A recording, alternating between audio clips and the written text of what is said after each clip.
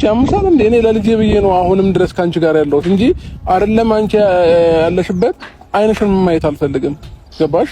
እኔ ግን እስከዛሬ ድረስ ነገሮችን የቻል ያደረኩት የልጄ እናት ነሽ በሚለው እንደገና ደግሞ ልጄንም ማየት ስለምፈልግ ከልጄ ጋር መገናኘት ስለምፈልግ በሰላማዊ መንገድ እኔና አንቺ እንገናኝ ብዬ አስቤ ነው እንጂ አንቺን እንደፈለግሽ የምታደርግኝ ሰው ሆኜ አይደለም። ገባሽ? እኔም ለራሴ ሪስፔክት ያለኝ ሰው ነኝ። ሲቀጥል ደግሞ እኔ የራሴን ህይወት እየኖርኩኝ ነው ያለሁት። አሁን እንድትበጠብጪኝ አልፈልግም።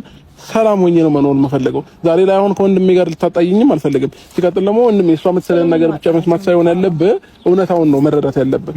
አሁን እሷ እዚህ ጋር እንደፈለገች ነው ሐሳብ የሚቀያየራት። ቅድም ሌላ ሰው ትሆናለች፣ አሁን ሌላ ሰው፣ ነገ ሌላ ሰው። አሁን ዛሬ እንደዚህ ያለች አይደለ? ኦኬ ብዬ ምናምን ተስማምቼ ብቀርባት ነገ ደግሞ ሌላ ሰው ነች። ስለዚህ አሁን እንደዚህ አይነት ባህሪ ካለው ሰው ጋር አብሬ ቆሜ ለማውራት ምንም ለማለት እኔ እድሉንም እንትን አላገኝም፣ አልፈልግም። እውነታው አሁን ማለት አንተ እውነታው እሷ ጋር ታርቃ አብረን መኖር አልፈልግም። አሁን ላይ በቃ ምን ማለት ነው? ከዚህ በፊት እኔ እናንተ አውርተናል አይደለም እንዴ? አሁን ተመችቶኛል። በቃ ሰላም ነው የምፈልገው። ሰላሜን አግኝቼ እየኖርኩኝ ነው ያለው። ከዚህ በፊት ከልጄ እናት ጋር አብሬ መኖር እፈልጋለሁ ብለኛል እኮ ለኔ አይደለም እንዴ? ከልጄ እናት ጋር አብሬ መኖር እፈልጋለሁ።